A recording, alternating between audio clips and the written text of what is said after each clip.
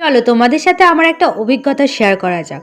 তো নমস্কার বন্ধুরা, আশা করি সবাই ভালো আছো। তো আমি শ্রদ্ধা, আমার একটা নতুন মিনি ব্লগে সবাইকে স্বাগত। সকালবেলা ঘুম থেকে উঠে মাকে বললাম একটু লাল চা করতে।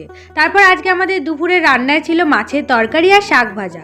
আর তোমাদের সাথে যে বললাম অভিজ্ঞতাটা শেয়ার করব, আমি ফেসবুক আর ইউটিউবে দুটো একই ভিডিও ছাড়ি, কিন্তু যখন ফেসবুকে ভিউজ হয় না ইউটিউবে ভিউজ হয়, আবার ইউটিউবে যখন ভিউজ হয় না ফেসবুকে ভিউজ হয় না। মাঝে মাঝে আমার মনে হয় এই দুটোর মধ্যে কি একসাথে কোনো লিঙ্ক আছে যে একটাতে হবে আর একটাতে হবে না। তারপর বিকেলবেলা ঘুম থেকে উঠে দেখি আমার একটা পার্সেল এসছে, মানে আমাকে ফোন করেছে। এখন করে পার্সেলগুলো আসে আমার বিকেলবেলা নলে সন্ধেবেলা, আগে দুপুরবেলা ঠিক আসতো।